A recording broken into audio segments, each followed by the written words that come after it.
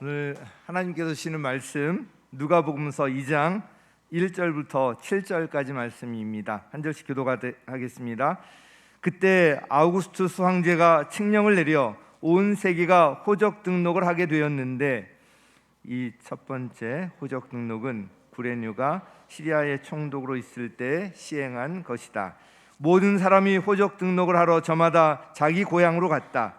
요셉은 다윗 가문의 자손이므로 갈릴리의 나사렛 동네에서 유대에 있는 베들레헴이라는 다윗의 동네로 자기의 약혼자인 마리아와 함께 등록하러 올라갔다. 그때 마리아는 임신 중이었는데 그들이 거기에 머물러 있는 동안에 마리아가 해산할 날이 되었다. 함께 읽겠습니다. 마리아가 첫 아들을 낳아서 포대기에 싸서 구유에 눕혀 두었다. 여관에는 그들이 들어갈 방이 없었기 때문이다. 아멘. 어제 성탄 전야 축제 참 감동이었는데, 오늘 또 헌화식, 또 칸타타, 또 일부에는 졸업 예배가 있어서 특송과 간증, 참 은혜로운 그런 시간입니다. 어제 그 초등부 어린이들의 찬양 가운데 그 사랑의 손길이라는 찬양의 가사 중에 그 사랑의 손길을 바라보며 어떤 어려움도 감사로 올려드립니다. 이 찬양을 쭉 하면서 손으로 이렇게 하는데 너무 은혜가 돼서 제 감동이 돼서 눈물이 핑 돌기도 했습니다. 우리가 이렇게 예수님의 탄생을 축하하는 이유가 무엇인가? 왜 이렇게 기뻐하는가? 우리가 성탄을 기뻐하는 이유는 한마디로 그것이 우리의 생명과 관계되기 때문에 그렇습니다. 예수님께서 이 땅에 오심으로 인해서 우리가 이제 생명을 받을 그런 길이 열리게 되었고요, 죄와 죽음에서 해방될 그런 길이 열리게 되었기 때문에 그렇게 기뻐하는 것입니다. 오늘은 성탄에 담긴 뜻이라는 제목으로 본문 말씀 살펴보도록 하겠습니다. 1절 2절 함께 읽겠습니다. 시작. 그때 아우구스투스 황제가 칙령을 내려 온 세계가 호적 등록을 하게 되었는데, 이 첫 번째 호적 등록은 구레뉴가 시리아의 총독으로 있을 때 시행한 것이다. 이 구절에는 예수님의 베들레헴 탄생, 즉 예언의 성취와 관련하여서 아주 깊은 의미가 담겨 있습니다. 당시 세계는 로마 제국이 지배하고 있었습니다.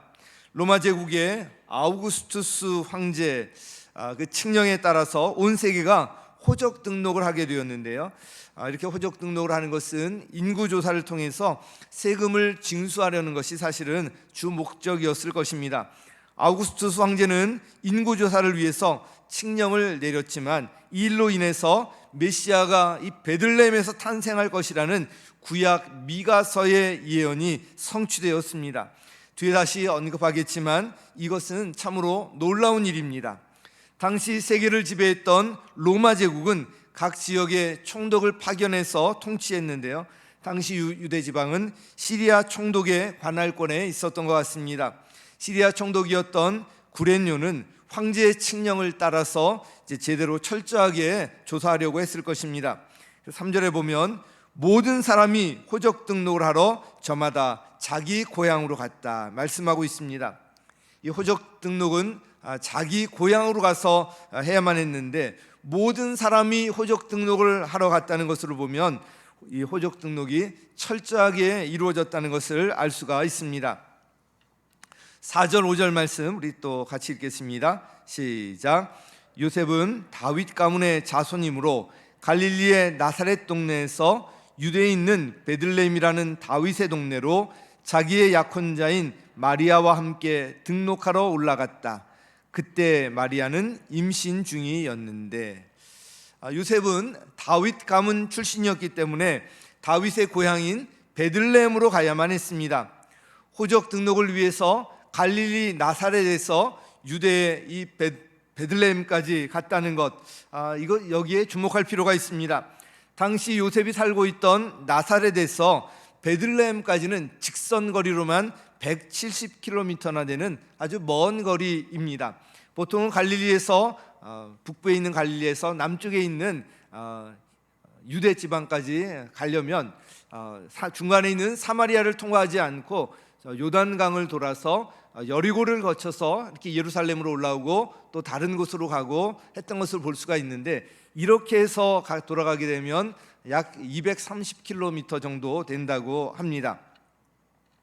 당시 교통수단을 고려하면 베들레헴까지 최소한 10일 이상은 걸렸을 것이라는 것이 또 한 조사에서 드러나고 있습니다. 요셉은 자기 약혼자인 마리아와 함께 등록하러 갔다고 이제 기록하고 있는데요, 그때 마리아는 임신 중이었습니다. 당시 약혼은 법적으로는 부부로 인정이 되었지만, 다만 한 집에서 함께 사는 것은 혼인잔치를 한 후에 가능했습니다. 혼인잔치 때까지 반드시 순결을 지켜야 했는데요, 그렇지만 예수님은 성령으로 잉태되셨기 때문에 요셉과 마리아가 함께 살기 전에 마리아가 임신을 했던 것입니다. 그런데 마침 그 베들레헴에 왔을 때 마리아가 해산할 날이 되었습니다. 6절에 보면 그들이 거기에 머물러 있는 동안에 마리아가 해산할 날이 되었다. 이 베들레헴은 작은 마을입니다. 그런데 호적 등록을 위해서 많은 사람들이 몰려들었기 때문에 등록에 여러 날이 걸렸을 것이고요, 또한 많은 사람이 몰려들다 보니까 숙박할 여관조차 없었습니다. 그래서 7절에 이렇게 나와 있는데 함께 읽겠습니다. 시작. 마리아가 첫 아들을 낳아서 포대기에 싸서 구유에 눕혀두었다. 여관에는 그들이 들어갈 방이 없었기 때문이다. 여관에 그들이 들어갈 방이 없었기 때문에 구유에 눕혀두게 되었습니다. 구유는 가축에게 먹이를 담아두는 그 큰 그릇통, 그것을 의미하는데요, 예수님께서 태어나셔서 바로 누셨던 곳이 이 구유였습니다. 앞서 말씀드린 것처럼 예수님께서 베들레헴에서 탄생하신 것은 메시아 탄생에 관한 구약 예언의 성취와 관련해서 아주 중요한 의미가 있습니다. 사실 예수님께서 이 베들레헴에서 태어나신 것은 아주 이례적인 일이었습니다. 부모님인 요셉과 마리아가 살고 있는 곳은 베들레헴에서 멀리 떨어진 나사렛이었는데요, 당시 보통 사람도 걸어서 일주일은 좋게 걸리는 거리였습니다. 그런데 이 만삭의 몸으로 베들레헴까지 가서 아기를 낳을 이유는 없었던 것입니다. 로마 황제인 아우구스투스가 인구조사를 하도록 했고요, 유대 지역을 맡고 있던 구레뇨 총독은 황제의 이 칙령을 따라서 기한을 정해서 유대인들이 호적 등록을 하도록 강제했을 것입니다. 그래서 이 기한 안에 이제 호적 등록을 해야만 했기 때문에 바로 이제 베들레헴으로 갔던 것을 볼 수가 있습니다. 그런데 이런 의문이 들 수가 있을 것입니다. 요셉 혼자서도 얼마든지 호적 등록을 하러 갈 수 있었을 텐데 요셉은 왜 만삭인 마리아를 데리고 그 먼 거리를 함께 갔을까? 요셉이 마리아를 데리고 함께 갔다는 것 외에는 성경에 다른 기록이 없기 때문에 추측에 의할 수밖에 없는데 아마 두 가지 이유 때문이었을 것 같습니다. 먼저 마리아에 대한 요셉의 배려인데요, 마리아는 요셉과 동침하기 전에 성령으로 이제 예수님을 잉태했는데, 자신과 동침하기 전에 마리아가 임신하는 것을 알고 요셉은 조용히 파혼하려 했던 그런 기록이 있습니다. 마리아가 성령으로 잉태했다는 천사의 말을 듣고는 그녀를 아내로 맞이했던 것입니다. 요셉은 이런 배려가 있었는데 이제 곧 출산을 앞두고 불안해하고 있는 마리아를 혼자 두고서 떠날 수 없었던 것 같습니다. 이제 남편도 떨어져 있는데 이렇게 혼자 아이를 출산한다는 것 쉬운 일이 아니었고요, 남자아이의 경우에는 출산 후에 8일 만에 할례를 해야 했는데 여러 가지 규례를 지켜야 하는 일들이 있었는데 이것을 혼자 하는 것이 쉽지 않았을 것입니다. 그에 대한 배려가 있었던 것 같고요, 또한 어차피 아이 출산 후에 예루살렘 성전으로 올라가서 속죄 제사를 드리는 규례를 지켜야 하는데 이제 예루살렘은 베들레헴에서는 약 10km 정도로 가까운 거리에 있었습니다. 이런 여러 가지 이유 때문에 요셉은 마리아를 데리고 함께 베들레헴까지 갔던 것입니다. 아우구스투스 황제가 마침 로마 황제가 된 것도 그렇고요. 호족 등록을 위한 칙령이 마침 내려진 것도 그렇고요. 그때 마침 마리아가 만삭이었던 것도 그렇고, 요셉이 마리아와 함께 호족 등록을 하러 간 것도 그렇고요. 이 모든 것이 참 신기하게 잘 맞아떨어졌기 때문에 예수님께서 이 베들레헴에서 탄생하게 되었던 것입니다. 그런데 이 모든 것이 맞아떨어져서 예수님께서 베들레헴에서 태어나실 확률은 사실 거의 제로에 가깝습니다. 뭔가 하나님께서 하시지 않고서는 있을 수 없는 일이 일어난 것입니다. 그러나 이 일은 이미 성경에 예언되어 있는 일이었습니다. 우리 미가서 5장 2절 함께 읽겠습니다. 시작. 그러나 너 베들레헴 에브라다야, 너는 유다의 여러 족속 가운데서 작은 족속이지만 이스라엘을 다스릴 자가 내게로 나올 것이다. 그의 기원은 아득한 옛날 태초에까지 거슬러 올라간다. 예수님의 이 베들레헴 탄생 과정을 보면 하나하나가 정말 신기한 일로 가득합니다. 타이밍이 정말 놀랍게 잘 들어맞습니다. 그런데 여기에는 바로 하나님의 섭리가 있었던 것입니다. 아우구스투스도 또 구레뇨도 요셉과 마리아도 이런 섭리를 알지 못했지만 모두 그 섭리를 따라서 하나님께 쓰임받았던 것입니다. 하나님께서 하신 말씀은 그대로 이루어집니다.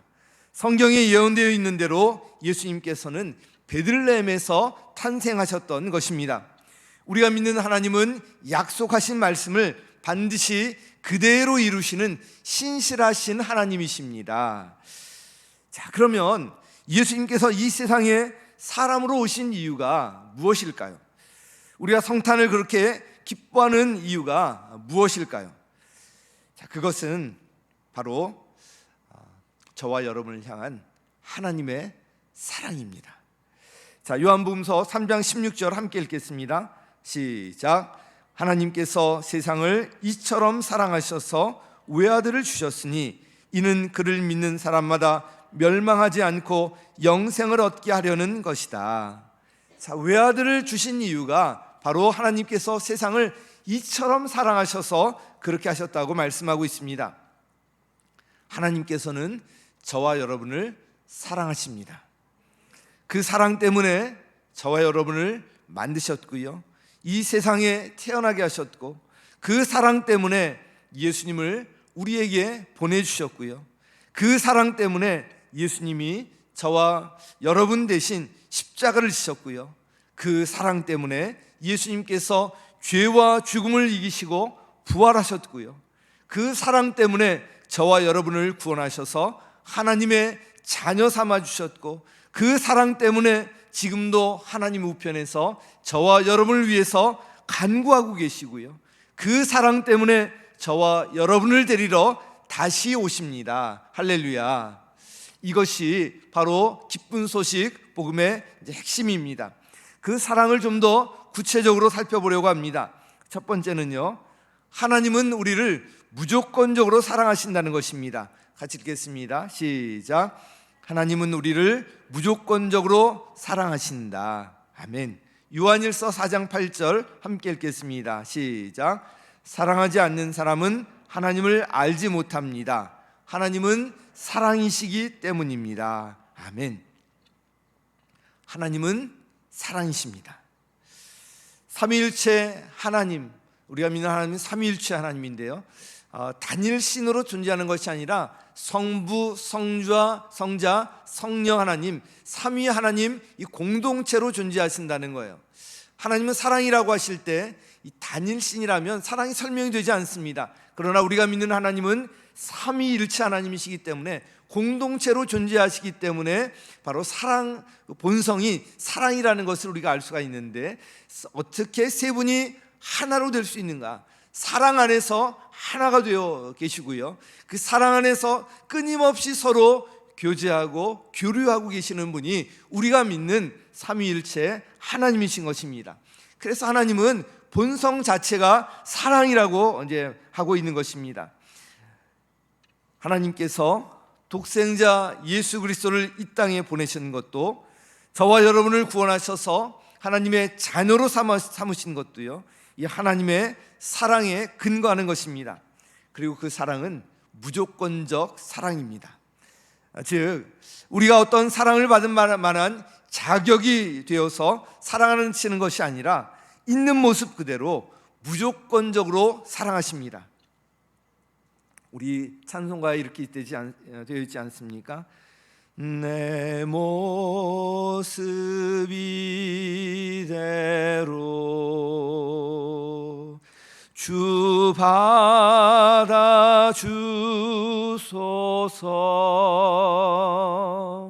날 위해 돌아가신 주 날 받아주소서.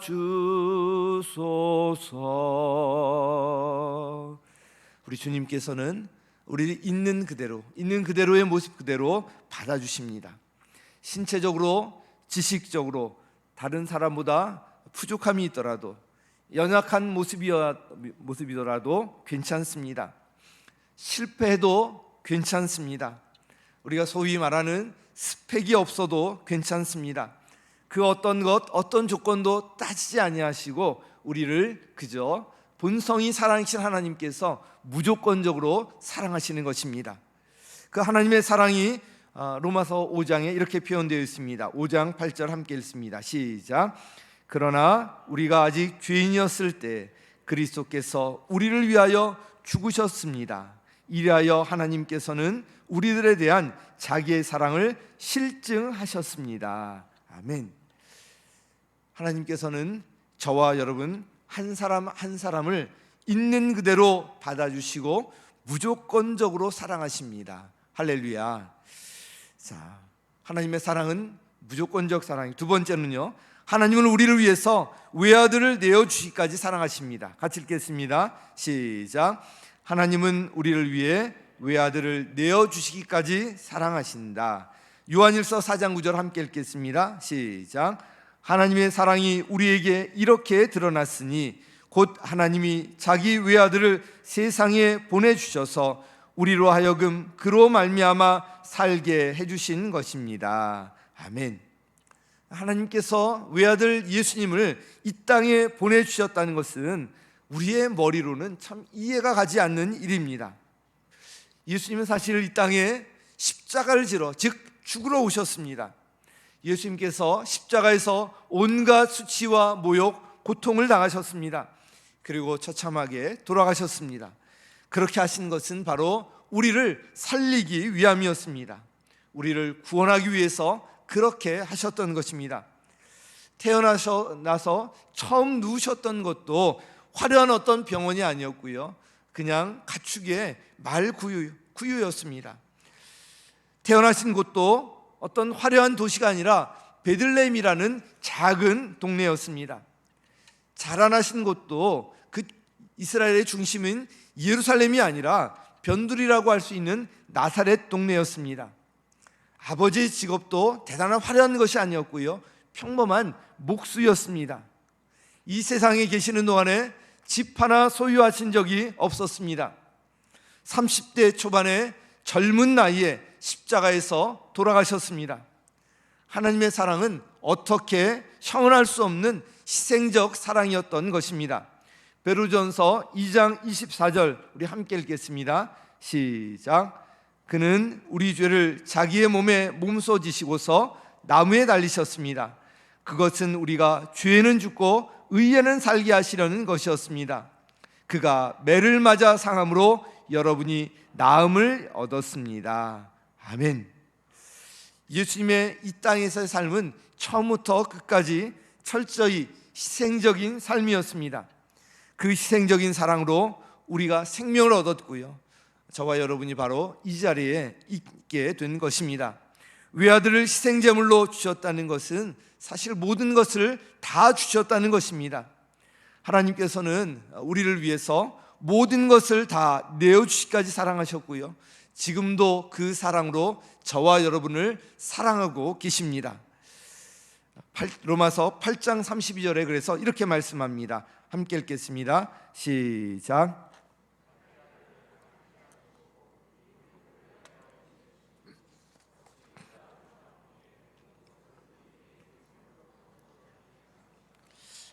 아멘. 아들을 아끼지 않고 주셨는데 그 모든 것을 우리에게 선물로 주지 않겠다는 그런 말씀입니다. 자, 세 번째로요. 하나님은 우리를 위해서 사람과 같이 되시기까지 사랑하셨는데요. 함께 읽겠습니다. 시작. 하나님은 우리를 위해 사람과 같이 되시기까지 사랑하신다. 자, 빌립보서 2장 6절 10절에 보면 그는 하나님의 모습을 지니셨으나 하나님과 동등함을 당연하게 생각하지 않으시고 오히려 자기를 비워서 종의 모습을 취하시고 사람과 같이 되셨습니다. 하나님께서 이 사람이 되셨다는 것, 이건 정말 놀라운 일입니다. 처음부터 사람으로 태어나셔서 이 땅에서 사람 속에서 사람으로 함께 사셨습니다. 이것이 바로 성육신의 사건인데요. 이건 어떻게 설명할 수 없는 놀라운 일입니다. 예수님은 아기로 태어나셨고요. 사람들 속에서 사람과 함께 사셨습니다. 사람이 겪는 모든 것을 직접 겪으셨습니다. 그래서 주님은 우리의 모든 것을 아신다고 말하는 것입니다. 우리의 기쁨도 아픔도 슬픔도 우리의 잘하는 것도 연약함도 모두 다 아십니다. 그래서 우리를 위로하실 수가 있고요, 우리를 격려하실 수가 있고 훈련하셔서 우리를 가장 좋은 길로, 적합한 길로 인도해 주실 수 있는 분이 우리가 믿는 주님이십니다. 히브리서 4장 15절에 그래서 이렇게 말씀합니다. 함께 읽습니다. 시작. 우리의 대제사장은 우리의 연약함을 동정하지 못하시는 분이 아닙니다. 그는 모든 점에서 우리와 마찬가지로 시험을 받으셨지만 죄는 없으십니다. 아멘. 그래서 예수님의 이름을 임마누엘이라고도 하는 것입니다. 하나님이 우리와 함께 계시는 분, 바로 임마누엘 통해서 그렇게 하셨습니다.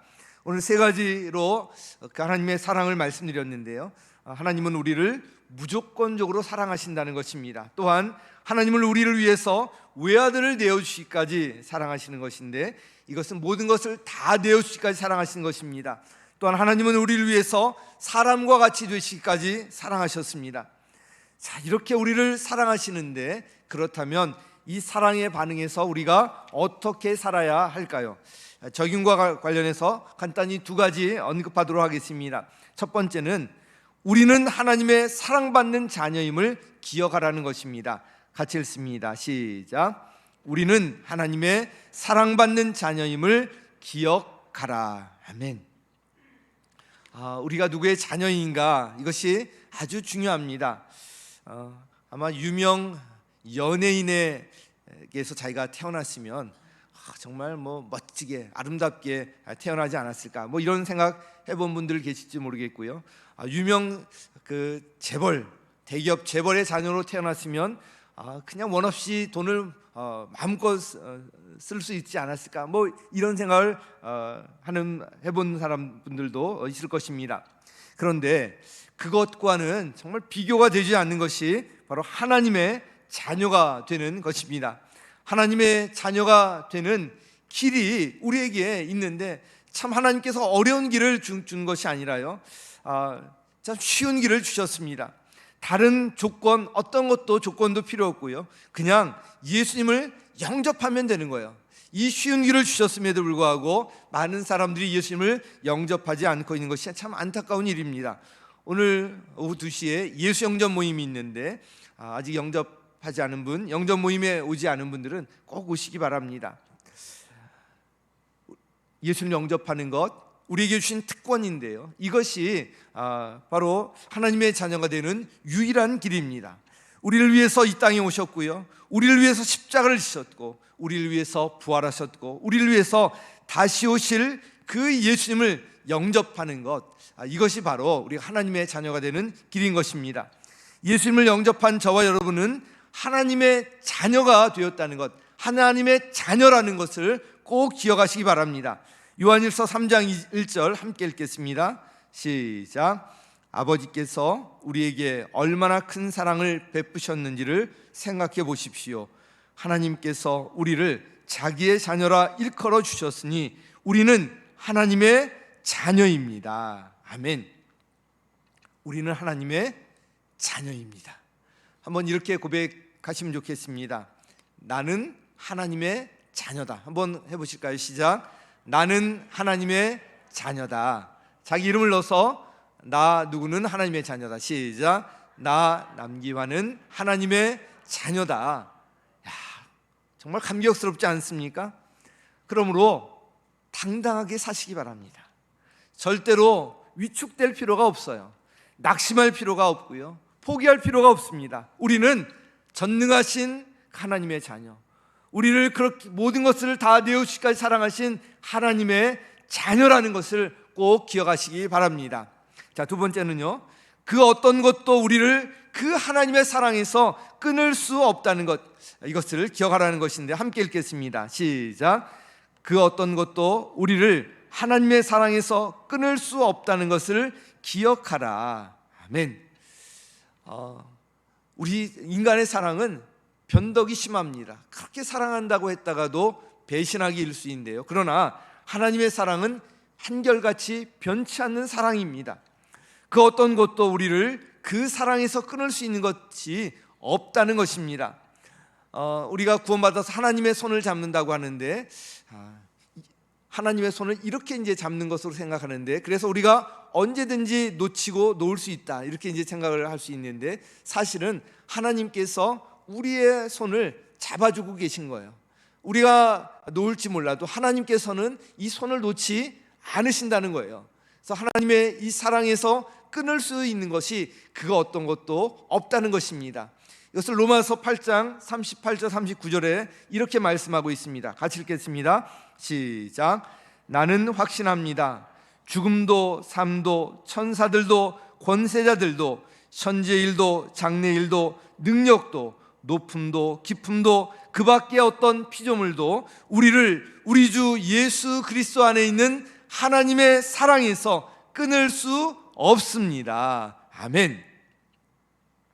그 사랑에서 끊을 수 없다는 것이, 있는 것이 어떤 것도 없다는 것 꼭 기억하시기 바랍니다. 성탄은 하나님께서 사람으로 이 땅에 오신 놀라운 사건입니다. 예수님은 우리를 살리러 오셨습니다.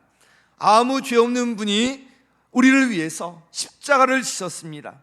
그분의 희생으로 말미암아서 우리가 하나님의 자녀가 되었고요, 영원한 생명을 얻게 된 것입니다. 자, 이렇게 하신 이유는 한 가지입니다.